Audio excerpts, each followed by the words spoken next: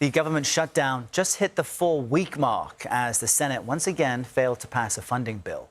Pressure's now mounting on lawmakers as more than 40 million Americans could lose food assistance this weekend. President Trump continues to blame Democrats. The Democrats have caused the problem on food stamps. All they have to do is sign. And, if they sign, I'll meet with them. CBS News correspondent Natalie Brand joins us from the White House with more on this aspect of what's happening in the world. Good morning, Natalie. Lawmakers continue to trade the blame, but it's really everyone else feeling the weight of the shutdown. So where do things stand today?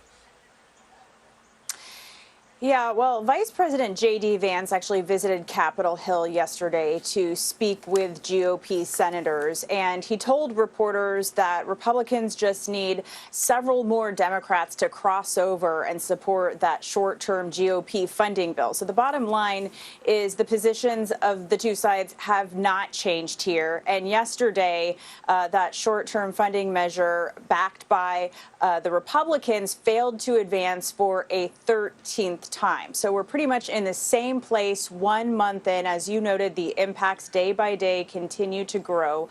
CBS's Capitol Hill correspondent Nicole Killian spent a large part of yesterday trying to ask lawmakers what they are doing to negotiate. Take a listen to some of the exchanges. I'm available to talk to anybody who wants to talk on any subject. I mean, we voted 13 times now to open the government. And the whole reason that we're in Washington, even though the Republicans are not, is to demand that they come back, reopen the government, restore health care to everybody, and get past this crisis. Waiting to end the shutdown is just vote for the House continuing resolution. I mean, we started from the most reasonable position. There's really no place to negotiate. People in more than 30 states are going to be aghast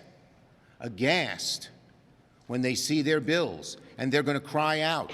And I believe there will be increased pressure on Republicans to negotiate with us.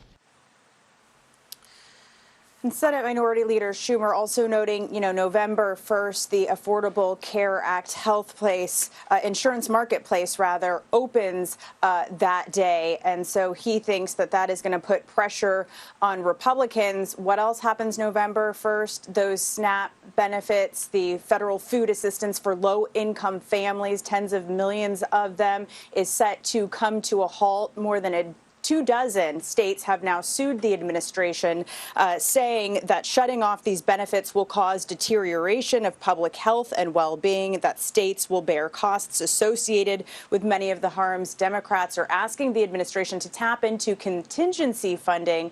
But Secretary of Agriculture Brooke Rollins yesterday told CBS News that she does not have the legal authority to do that.